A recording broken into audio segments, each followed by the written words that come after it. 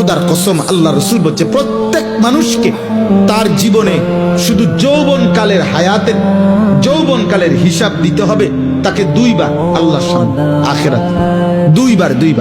একবার আন উমরিহি ফিমা আফনাহু, একবার তার পুরো হায়াতের হিসাব দিতে হবে, তো পুরো হায়াতের মধ্যে যৌবন বলতে হবে। আরেকবার আলাদা আল্লাহ আবার বলবেন, বান্দা এবার আবার বলো ওয়া আন শাবাবিহি ফিমা আবলাহু, তোমার যৌবন কোথায় ব্যয় করেছো। কমপক্ষে 15 বছর থেকে 40 বছর, এই মাঝের এই 25 বছর আলাদা আবার বলো, আবার বলো।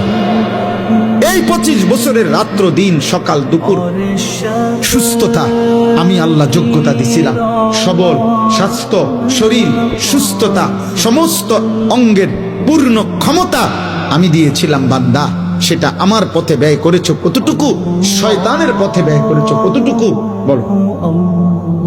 সেদিন বুঝবা আব্বা ফেরেশতার এক এক লাথি কি জিনিস, সেদিন বুঝবা। হাদিসের মধ্যে আছে তাফসীরে, ফেরেশতা জাহান্নামের মাঠ থেকে জাহান্নামীদেরকে নিবে হাঁটাইয়া না লাথি দিয়া দিয়া, একটা একটা লাথি দিয়া দিয়া, ফেরেশতা লাথি দিয়া দিয়া নিবে,